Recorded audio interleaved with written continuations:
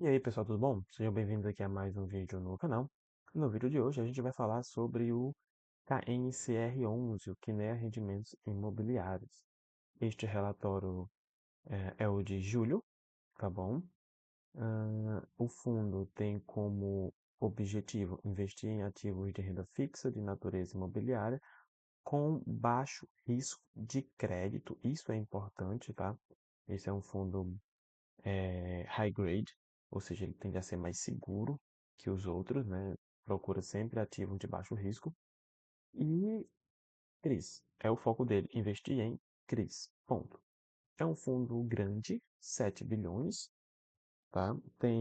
Vou botar aqui 350 mil cotistas, pagou no último mês, ou melhor, vai pagar, ou já pagou, já pagou. Estou lendo esse relatório dia 18/8, então no dia 13/8 ele pagou 95 centavos, e uma taxa média aí de CDI mais 2,48 é o que o fundo consegue rentabilizar.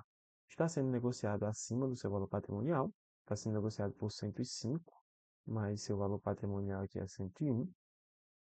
Aí aqui ele traz algumas observações, né? Ele diz que ao fim de julho, o Kinea apresenta a alocação em relação ao seu patrimônio de 90% em ativos-alvo, 0,9% em LCI e 9,2% em instrumentos de caixa.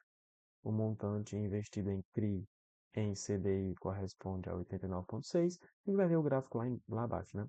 Com uma remuneração média de CDI mais 12,48. E aqui interessante que ele já vem dizendo que não há qualquer evento negativo de crédito na carteira de investimento do fundo. Faz sentido, não é um fundo que costuma ter problema, novamente porque o objetivo dele é justamente buscar devedores, né, que tenham baixo risco de crédito. Continuando aqui, é um fundo ah, antigo, 2012, né? Então é um fundo que já existe há bastante tempo. Tem uma taxa de 1,08. Eu particularmente acho que essa taxa deveria ser menor, pois é um fundo que não faz muitas movimentações, etc. Bom, não vou discutir isso, mas para mim poderia ser um pouco menor, ali na casa do 0,90, 95. Ah, e a gestora é a Quineia, tá? Aqui falando sobre os dividendos, o último dividendo pago, que foi 95 centavos, correspondeu a 0,93%, tá? Considerando uma cota de R$ 102, e que isso corresponde a 103% da taxa CDI, ou da taxa DI, né? 121% do CDI, considerando o gross up do imposto de renda, a alíquota de 15%. Né? Ou seja, deu uma boa rentabilidade aí, o fundo. Aí aqui ele fala das principais movimentações.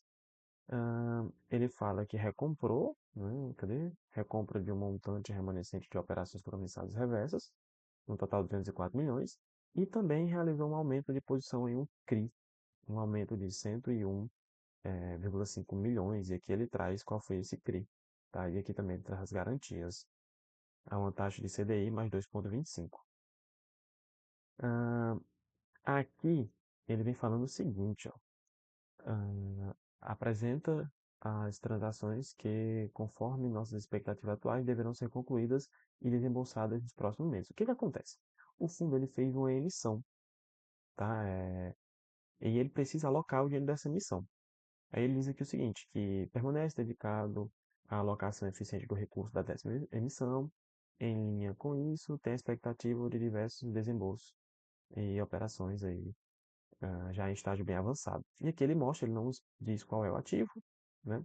Mas é do setor logístico, tem vários do setor logístico, a taxa CDI mais alguma coisa, certo? E aqui o volume que ele vai investir em cada um desses CRIs que está em andamento aí. Resumo da carteira. Aqui é interessante para a gente ver. Primeiro, lembrando que o fundo tem um foco. Esse fundo ele é bem tranquilo, tá, gente? Eu vou ler aqui, mas no geral ele é bem simples de entender. Ele investe em CRI o mais seguro possível. Aí aqui, ele tem 89% em CRIs, certo? E esses CRIs estão com indexador CDI mais alguma coisa. E aqui, em relação ao CDI, ele tem também alguns LCI, tá? Somados, isso dá 90,4%, tá? Investido aí em CDI. Tem um pouquinho de inflação, o total aqui que dá 90%. Tem um pouquinho aqui em IPCA. Selic aqui é o caixa, tá? O caixa dele aqui está em. Cadê? 9,2%. É, Selic aqui. Tá, é isso mesmo. Hum, Vamos aqui, negociação e liquidez. Aqui, quanto à negociação, já vimos que ele negocia 13 milhões por dia, ou seja, se você eventualmente precisar sair desse fundo, tem espaço suficiente para você sair. A não ser que você tenha 13 milhões investido, tem dinheiro de sobra aí para sair. É negociado o suficiente para sair. Aqui tem algumas informações contábeis importantes. A gente pode ver aqui que o resultado no mês de julho foi de 95 por cota, como já vimos lá em cima, e distribuído também em 95 por cota. Tá? Ele até mostra aqui. Aí, olha só. Ele vem dizendo aqui que a expectativa é atingir plena alocação ao longo dos próximos períodos. Lembrando que ele fez uma, uma emissão e tem dinheiro guardado. A carteira do fundo segue beneficiada ah, pelo alto patamar da CDI e permanece saudável sem eventos negativos. Olha só, segue beneficiada pelo alto patamar do CDI. E o CDI está por quê?